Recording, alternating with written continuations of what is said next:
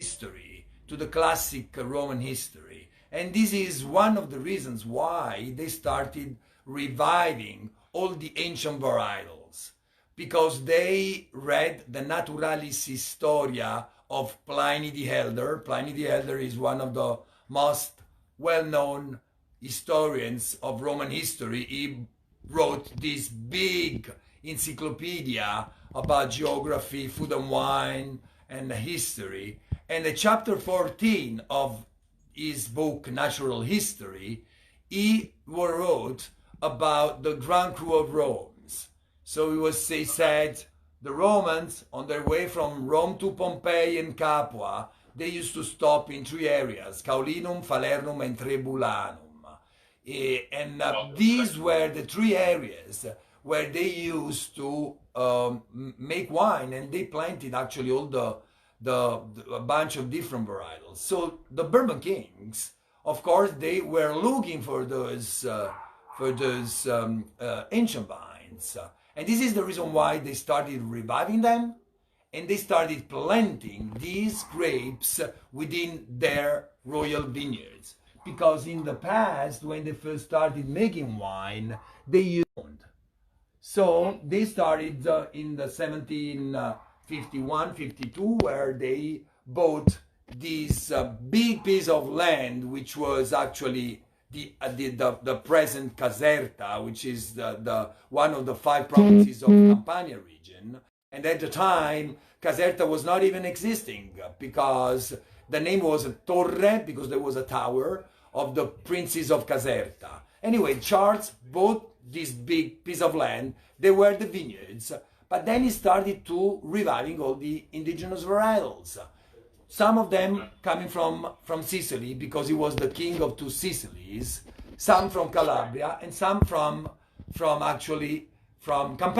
And Palagrello Bianco and Palagrello Nero, they all assume were those grapes that then, throughout the 2 centuries, of course, they've been transformed into, different clones, but they used to call them Palagrello Bianco and Palagrello Nero, Piedimonte Bianco and Piedimonte Nero. So it's pretty interesting that they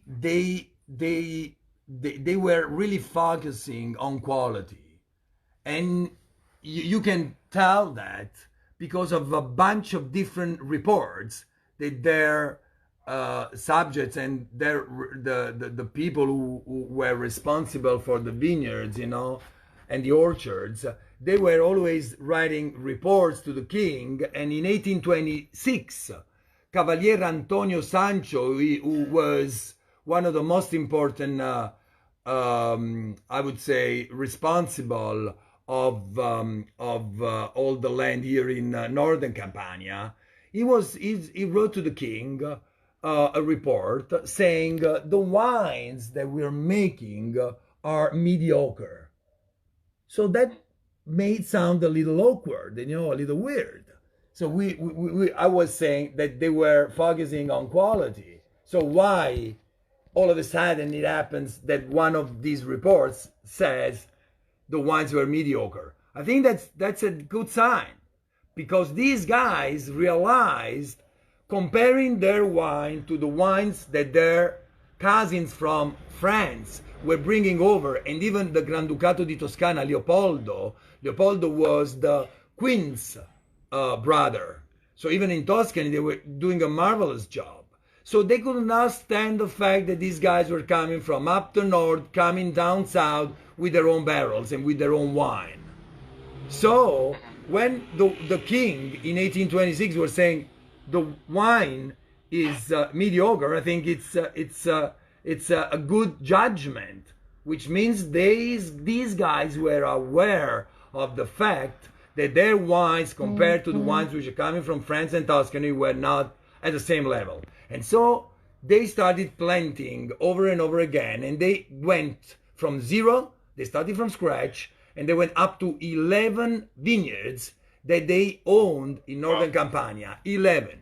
So Torretta, Pomarello, Vigna del Ventaglio, Arcone, Spigonardo, San Silvestro, Inalife, which was, a little far away, 12 miles, they had the Alife vineyard. Anyway, so up to 11 different vineyards with all indigenous varietals. So this, I think, is very, very important. And don't forget that, just to connect to the American history, that when Franklin came over to Bordeaux, I think that was in 1787, and he wrote a bunch of notes about the Grand Cru of Bordeaux, So the Franklin was connected to Filangieri, who was one of the most important professor of economy in southern Italy. So Franklin was writing letters, and if you just Google that, you see Franklin and Filangieri. There was a correspondence between the two of them. So even the Americans who are so involved in the wine business, like today, even their presidents, in the past, they showed interest towards the European varietals. And for me, it's very important to notice that, that even one of our most important professors, he was speaking, to Filangieri. He was very much impressed about what the French were doing at the time, in France. So going back to our history, and we have to assume by what we have, what they left, and all the vineyards which have been left here, that they were really involved in the wine industry and trying to make quality. So in most of that quality, mainly when you're thinking about Pellegrino Nero, was always that perspective of battling and challenging the Bordeaux wines, and that kind of perspective, making the Barolo, that approach of the Barolo of Campania at that time, because a lot of times we think Aglianico has always been like the Barolo of Campania, but actually before that, Pellegrino Nero, till the end of the 1800s, was actually the grape that would be compared to those wines, correct? Yeah, this is correct. And I would say if Aglianico is the Nebbiolo of the South, I think, yeah, exactly. So we can easily say that Pellegrino Nero is the Pinot Noir of the South. I like that. We can say that today. In the meantime, so then with that, like you're wearing a shirt, talking about garments and talking about silk. So the Alois family was very important with the silk trade and everything. And it's something that silk can be found in the Louvre, can be found in the White House, correct? Yes, that's correct. So just going back to history, the Bourbon kings from southern Italy, they were competing with their cousins all over the world all the time. So all those families at the time were connected.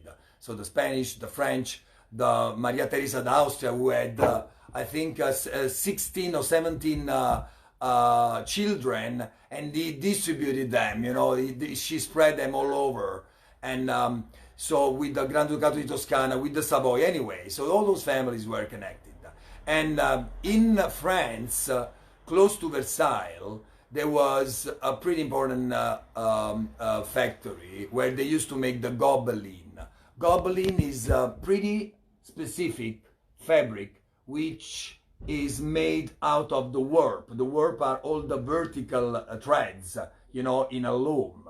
So, and you make this kind of fabric by using all different colors in the warp, okay? And usually the Gobelin is kind of heavy fabric that you use for upholstery. So the king of Naples, they wanted to do a better job, and rather than buy fabrics from all over Italy, they started developing the silk industry in the south. So number one, they imported a very important machine for spinning and twisting the threads, because don't forget that threads can be used in a loom if they've got elasticity, and some of them, like linen and even cotton and especially silk, don't, they are not elastic, because it's just one exact, I mean, especially silk, which is almost, it's less than a mile, sometimes more than a mile, but it's one big piece, long piece of thread. I'm sorry to interrupt you. We have Bruno de Concilis is right here. Oh, really? Are you kidding? Let me see. Yeah, he's watching us, but we spoke a few. Oh, I want to see. I'm pretty, I'm pretty close to Bruno, and he's pretty close to me as well. We get along pretty well. So let me just going back to the threads. Okay. So in order this machinery from Piedmont, and they installed it, and they started to spin and twist the threads here in the south.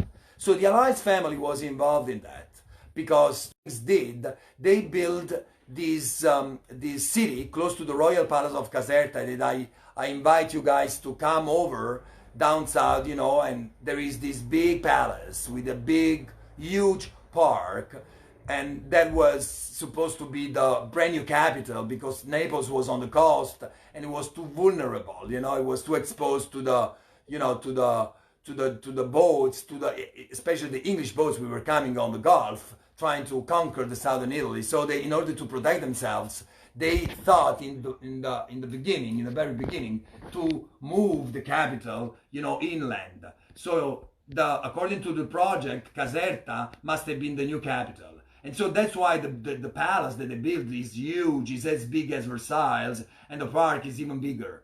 So close to this big palace, they built the royal vineyards, like I was saying, one of those very important vineyards were, and in the middle of the square there was, of course, the church, and then in the surroundings there was all the mill, the manufacturing plant, and they even built the houses for the workers.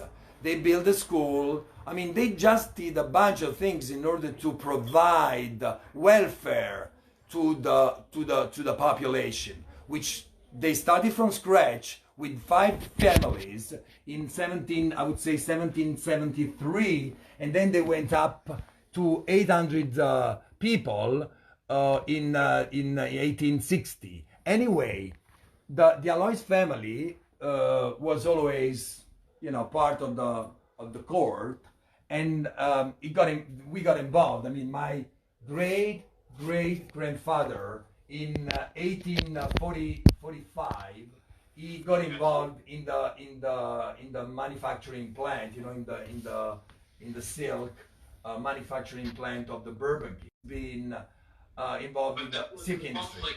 But that was a conflict for your family during that time, because when the Bourbon family had to leave, your family was a little bit attached to leave the Exactly. Let me tell you, it's a pity that the kings were not able to join the project that the Savoia, the noble family from Piedmont, have developed, because few years before, that was a proposal to the king that at the time was Ferdinando II.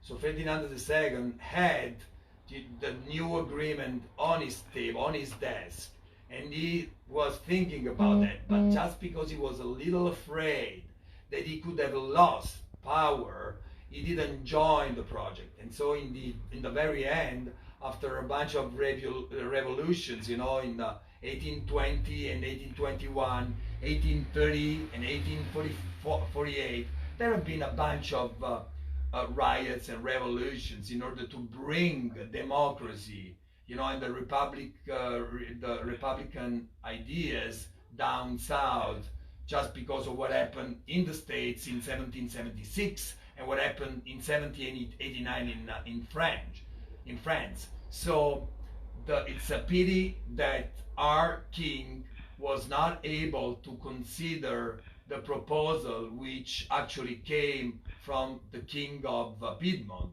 And these guys, they've been, I would say, smart enough to embrace this project, and they came down south and they got rid of the Bourbon Kings. Of course, whoever was involved in the court had a bunch of problems, you know, so all the families had to escape, they lost power, and even the Alois family, because like all the fallen noble families, he had to study it again. And so he proved himself that, you know, he was a pretty skilled person, and he studied again with 5 looms at his from his house, you know, and he studied by his own, and then he developed throughout the years. So that's the history. On my glass right now, so I have the, there you go, and with me it's the 2018. That's what I'm drinking right now. What I have here right now. So this place is a little bit in context. So you're located in between like the Taburno and the Massico. That's basically where you are, right? Right exactly. You got it. Let me just tell you something about our land. So I think starting from the top of Campania, going down to Salerno. So Campania is made out of 5 different provinces, 3 on the coast. Okay, and starting from up north, we have Caserta, then in the middle there is Naples, and then down there is Salerno, okay, 3 provinces. Then inland you have other 2, Benevento up north and Avellino south, okay? So, starting from up north, we have the Massico, which actually they all have the same, more or less the same direction, going from west to east. So Massico, which start from the dead volcano of Rocca Monfina, and it just goes with a big cliff down into the water, okay? And so that's the very first one, which is almost on the border with Lazio. And there we make the Falerno, which is a DOC area, ok? Yes. Hai preso il vino, vero? Questa, la bollicina. Te la prendo. Questa la verso anch'io. And then, then just down, you know, and we're talking about 15 miles, you have our range of mountains, which start from which are called the Trebulani Mountains, Monti Trebulani. So they actually start from Monte Maggiore, which is the tallest one. It's 1,000, so 3,000 feet on the sea level, and it goes down. So it starts from northwest. It's not really west. It starts from northwest, and it goes. And it goes down to the Taburno. So it starts from Montemaggiore, Montefriento, then Montefallano, Maiulo, Villa Santa Croce, and it goes in Castel Campagnano, and from that landscape, it's just in front, it ends up in front of the Taburno. Then, yeah, so this is the area where we are. So this is the Palagrello Bianco and Palagrello Nero area, and actually that was one of the areas where the Bourbon kings used to go out for hunting, because that was the only entertainment that they had at the time. They didn't have, computers. Both of those wines and the wines that we're having right now, so they are IGT wines, while Casavecchia, it's a DOC, as its own DOC right there in the middle where you are, correct? Exactly. So we have 8 different communes which are part of the DOC appellation, which is called the Casa Vecchia di Pontelatone. And then we have a larger area, which is the IGT, which is made out of other communes that they can make the IGT Palagrello Bianco and Palagrello Nero. And then just going back, I mean, if you are interested, about the description of the different range of mountains, from the Trebulani, then we have the Taburno, where you have DOC, and then where you have on the foothill, looking south, you have the Summonte, Montefredane, where they make the Fiano, going to Montefalcione. Montefalcione is an area with Lapio where they can make Taurasi and Fiano as well. And this is an area which goes... That same range of mountains, that when you're thinking about the Taburno and the Vesuvius, not Vesuvius, but the Taburno, that same range of mountains goes all the way to Basilicata, right? Exactly. So this one, the very last one, with the Picentini, they go towards east. Okay, so you have the Partenio, which goes towards east, towards Greco area, and then underneath you have the Picentini Mountains, which are just on the border with the Provincia di Salerno, the Salerno province, and the Avellino province. And they start from there, and a part of those, they go from, as you said, from east. Okay, so all these are called anti-Appennini Campani, because they are not part of the Appennini, but they are just isolated, big range of mountains. And on the foothills of every range of mountain, you actually have an Appalachian area, which is you know, I mean, they are pretty well known and renowned here in Italy. So anyway, we are part of the Trebulani chain of mountains. By the time my nephew was taking a shower, you know, he's ready, okay, and he's here besides me, and I would like to introduce him, you know, so you can ask, you know, a bunch of questions about the future to him, and if my father shows up as well, you know, we can ask a bunch of questions about the future as well to my father, but I would focus on the past with my dad. We still have half an hour, so this is me. Bit of time. Of course, as you can see, you have Michele here, you know, on the bottle. Michele, and his name is my nephew, so his name is my brother's son. His name is what? Okay. Try to guess. Michele. Because he's like his grandfather, okay? In Italy, we like to make the minimum effort with the maximum result. So everyone gets the name of the grandfathers. Portuguese. I totally understand it. So I'm testing with the Palagriello Bianco. So when you think about the Palagriello Bianco, it's tiny clusters, correct? Like very compact clusters. With normally what they have, if they have the dot, a black dot, right? Exactly. Underneath, yeah, exactly. So it's pretty easy to recognize because the bunch, actually, the morphology of the cluster, it's not. It's pretty identical to the Palagrello Nero, so they got this in common. So it's a pretty short size. It has got some shoulders, you know, on the top, and every berry has got this black dot, you know, underneath. It doesn't produce. But Palagrello means like the round. It's about like being so round, like I would say small ball. exactly. That's what So Palagrello means. they all wonder why they call it Palagrello. For sure, if we just trace back the etymology of the word, it comes from. It's a pretty onomatopoeic word, which means palla, which it's a ball.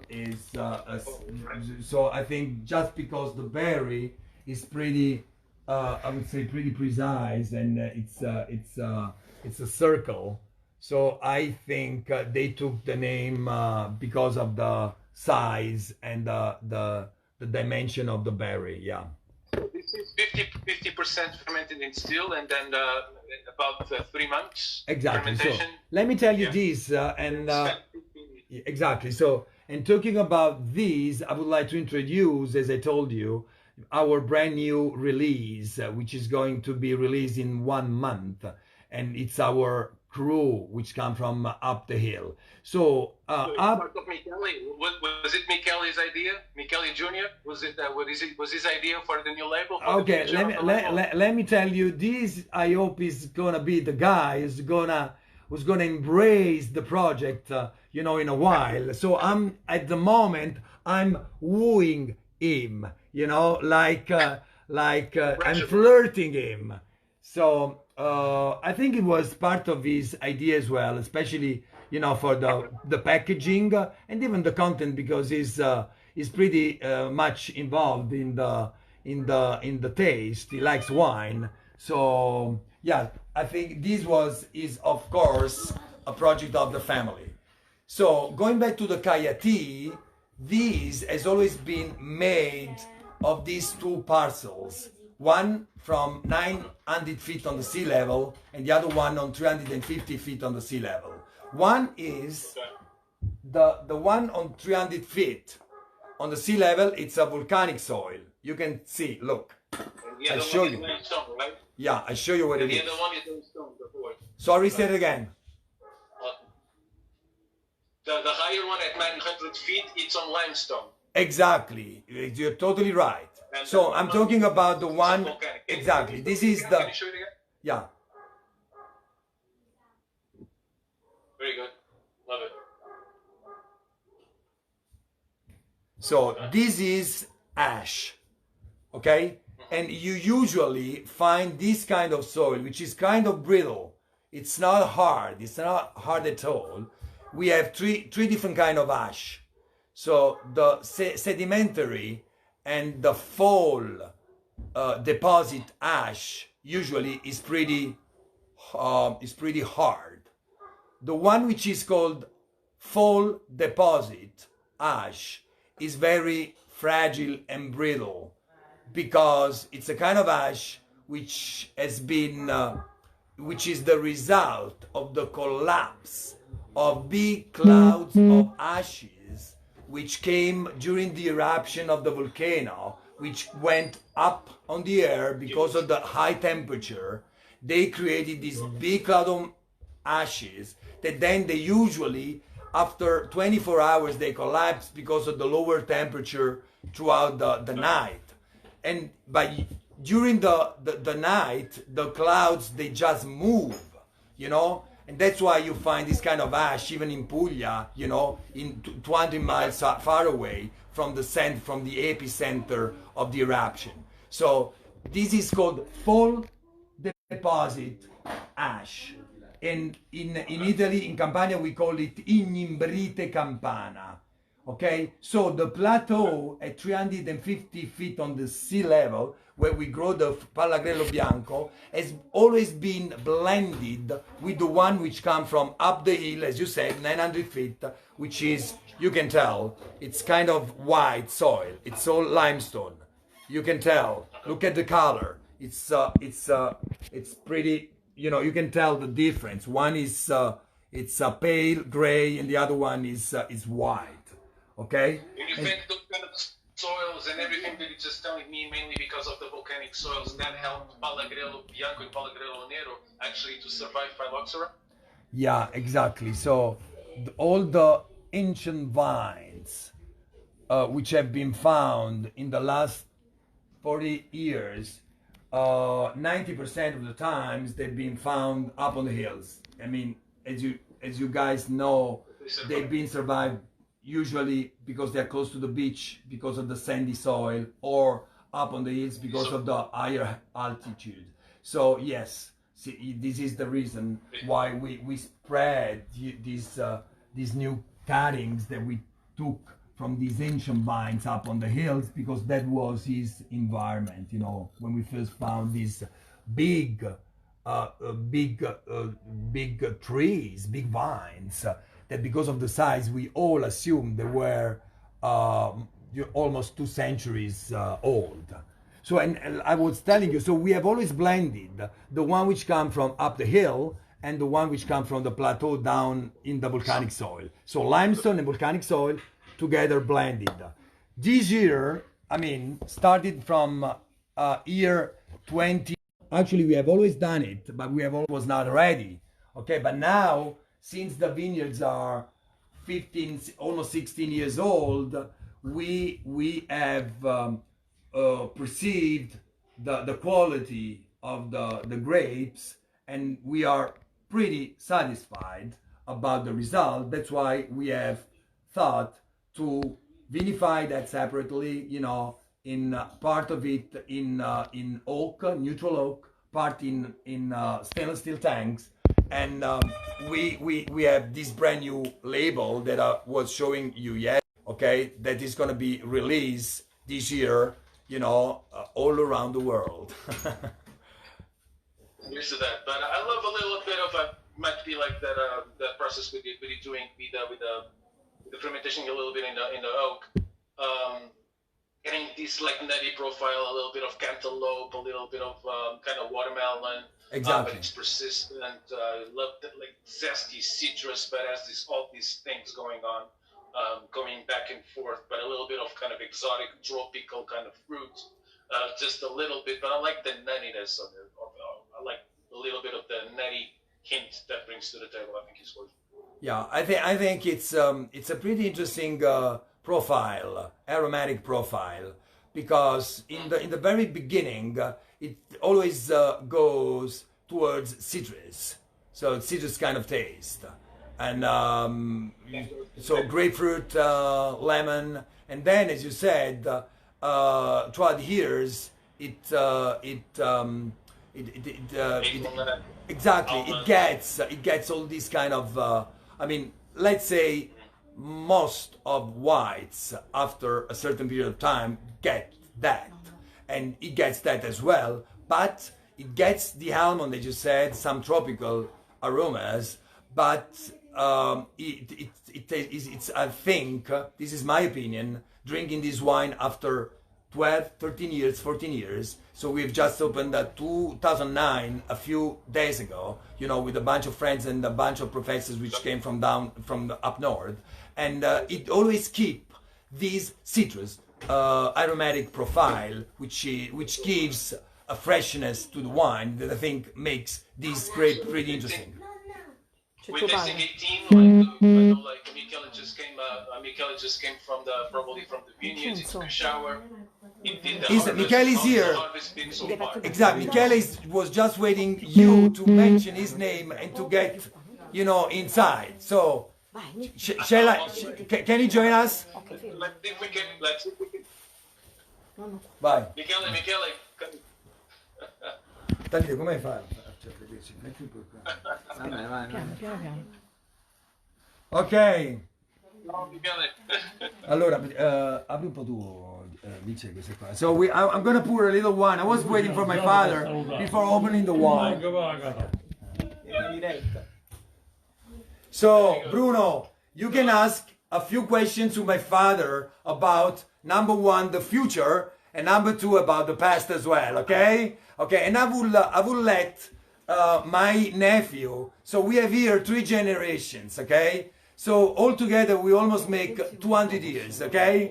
So, and this is a pretty unique occasion, you know, event for us as well. And we thank you guys for this, you know, incredible opportunity that you're giving to us, you know, to... My pleasure. Yeah, My pleasure. thanks a I lot. wanted to do this So- for quite a while, so. Thanks a lot. So I will let Michele, because unfortunately my father, you know, is not really involved in you know, it doesn't really, he understands English, but he's not fluent, let's put it that way, you know.